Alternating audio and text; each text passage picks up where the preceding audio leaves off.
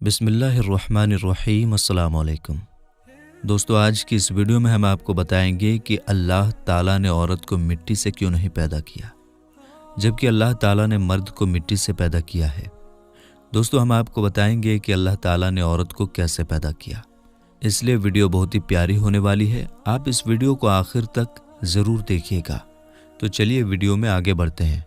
दोस्तों, मर्द की पसली से औरत को बनाकर अल्लाह ताला ने मर्दों को अपनी इस हिकमत का इशारा दिया कि मैंने इस औरत की पैदाइश फरिश्तों की लाई मिट्टी से नहीं की, मैंने उसे तुम्हारे जिस्म के हिस्से से इसलिए निकाला ताकि औरत की पाकी और पर्दा कायम रहे, फरिश्तों को भी खबर न होने पाए कि ज़मीन की लाई हुई किस मिट्टी से औरत की पैदाइश हुई।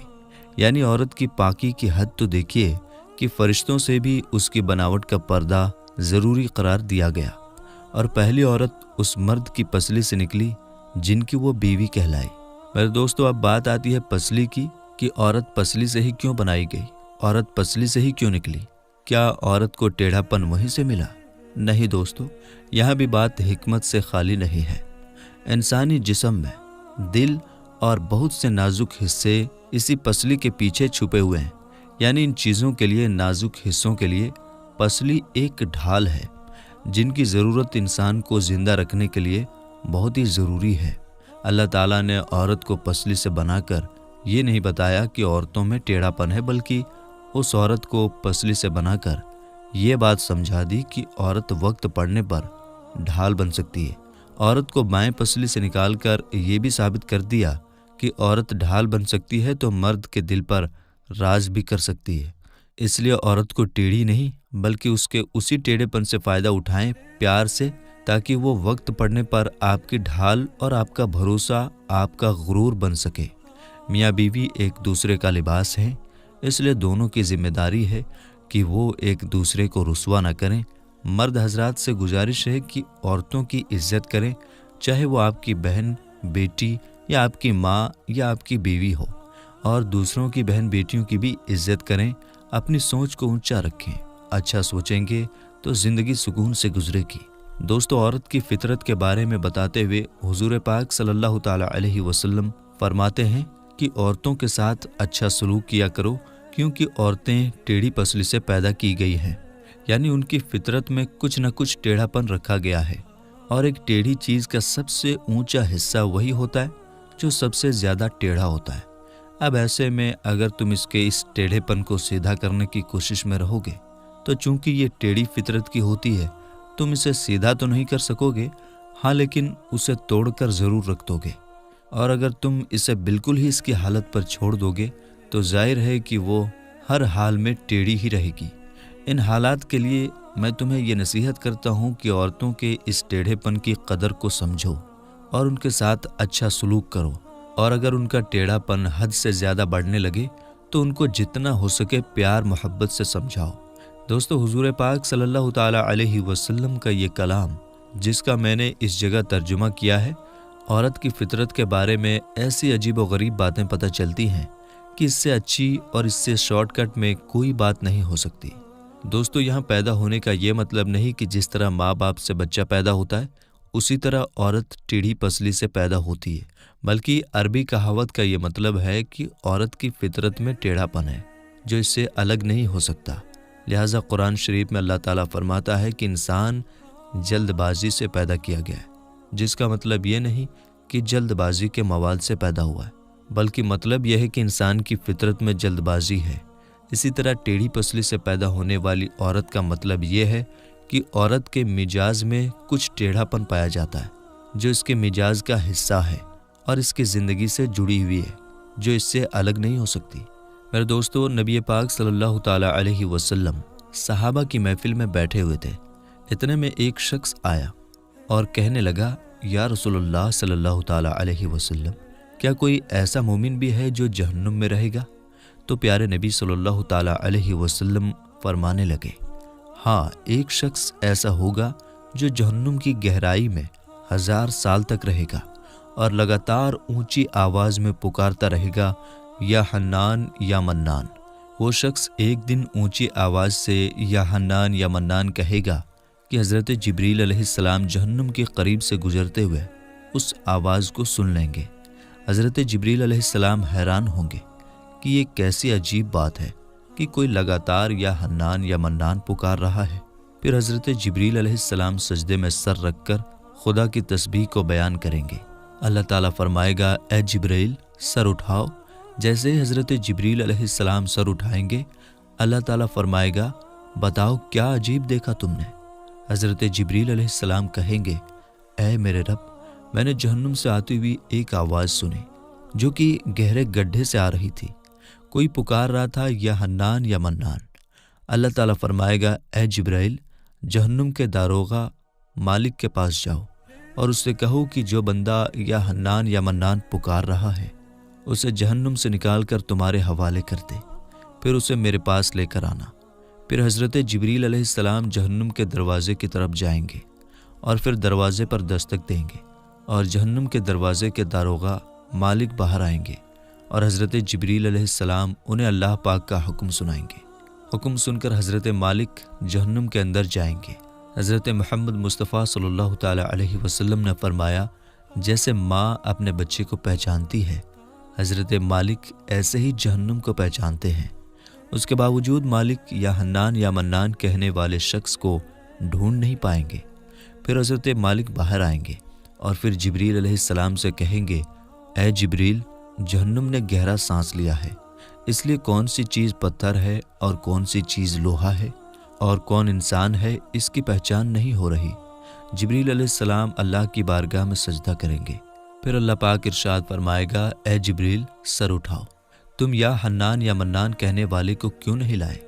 تو حضرت جبریل علیہ السلام کہیں گے، اے میرے اللہ، جہنم کے داروغہ نے بھی معذرت کر لی ہے۔ وہ کہتے ہیں کہ جہنم نے گہری سانس لی ہے، اس وجہ سے پتھر، لوہے اور انسان کے بیچ میں کوئی فرق نہیں بچا ہے، یہ سب جل کر کوئلہ بن چکے ہیں، کسی چیز کی بھی پہچان نہیں ہو پا رہی ہے۔ تو اللہ تعالیٰ فرمائے گا، اے جبریل مالک سے کہو میرا بندہ جہنم کے فلاں گڈھے میں فلاں کونے میں اس حالت میں پڑا ہوا ہے۔ تو حضرت جبریل علیہ السلام جہنم کے دروازے پر جائیں گے اور حضرت مالک کو یا حنان یا منان پکارنے والے کا پتہ بتائیں گے۔ حضرت مالک جہنم کے اندر جائیں گے اور دیکھیں گے ایک شخص ہے، اس کے پاؤں اس کے پیشانی کے ساتھ اور اس کے ہاتھ گردن کے ساتھ بندھے ہوئے ہیں اور جہنم کے سانپ بچھو اس کے جسم سے لپٹے ہوئے ہیں۔ حضرت مالک اس کی جنزیر توڑ دیں گے اور اس کو جہنم سے نکال کر اس کو حضرت جبریل علیہ السلام کے حوالے کر دیں گے۔ حضرت جبریل علیہ السلام اسے اللہ تعالیٰ کی بارگاہ میں لے کر حاضر ہوں گے، سر سجدے میں رکھیں گے اور اللہ پاک فرمائے گا، اے جبریل اپنا سر اٹھاؤ۔ حضرت جبریل علیہ السلام اپنا سر اٹھائیں گے۔ پھر اللہ پاک اس بندے سے فرمائے گا، اے بندے کیا میں نے تجھے اچھی زندگی نہیں دی تھی؟ یا میں نے تیری طرف رسول نہیں بھیجے تھے؟ کیا میرے رسولوں نے تمہیں میری کتاب نہیں سنائی تھی؟ کیا میرے رسولوں نے تمہیں نیکی کا حکم نہیں دیا تھا؟ کیا تجھے برائی سے منع نہیں کیا تھا؟ تو وہ بندہ ساری باتوں کو مانے گا اور وہ اقرار کرے گا، یا اللہ تو نے مجھے بہت اچھی زندگی دی تھی اور تیرے رسول بھی تشریف لائے اور انہوں نے تیرے احکام بھی سنائے۔ اللہ تعالیٰ فرمائے گا، فلاں فلاں گناہ کیوں کیا؟ وہ شخص کہے گا، اے اللہ میں نے میری جان پر ظلم کیا، اسی کی سزا میں مجھے جہنم میں ڈال دیا گیا۔ اے اللہ اس کے باوجود بھی میری امید نہیں ٹوٹی، مجھے تیری رحمت سے امید تھی، اس لیے میں یا حنان یا منان پکارتا رہا۔ اے اللہ تیرے فضل سے تو نے مجھے جہنم سے نکالا ہے، اے اللہ مجھ پر رحم فرما۔ اللہ پاک فرمائے گا، اے فرشتوں گواہ ہو جاؤ، میں نے اس پر رحم کیا اور اسے معاف کر دیا۔ میرے دوستو اب ذرا ہم خود پر غور کریں، کیا ہم میں کوئی ایسا ہے کہ وہ کہہ سکے کہ میں اپنا ایمان کا حساب کر سکتا ہوں؟ میرے دوستو اپنے اپنے گریبان میں جھانکیے کہ کیا ایسی خوبی ہے جس پر ہمیں یقین ہو کہ ہمیں دوزخ میں نہیں ڈالا جائے گا؟ میرے دوستو ایک حدیث میں آتا ہے کہ ایک مرتبہ حضرت علی رضی اللہ تعالی عنہ اپنے گھر تشریف لے گئے اور فاطمہ رضی اللہ تعالی عنہا سے فرمایا، اے فاطمہ 3 دن سے نبی کریم صلی اللہ تعالی علیہ وسلم کی حالت عجیب لگ رہی ہے۔ اللہ کے نبی صلی اللہ تعالی علیہ وسلم نماز پڑھنے کے لیے مسجد میں تشریف لاتے ہیں اور فوراً واپس چلے جاتے ہیں، کسی سے بھی باتیں نہیں کرتے، گھر جا کر بھی مصلی کے اوپر رہتے ہیں، وہاں بھی کسی سے باتیں نہیں کرتے اور لگاتار روتے جاتے ہیں۔ اے فاطمہ آپ ان کی لاڈلی بیٹی ہیں، لہٰذا آپ جا کر ان سے پوچھئے۔ نبی کریم صلی اللہ تعالیٰ علیہ وسلم کی ایسی حالت سن کر حضرت فاطمہ رضی اللہ تعالیٰ عنہا فوراً نبی کریم صلی اللہ تعالیٰ علیہ وسلم کے پاس گئیں۔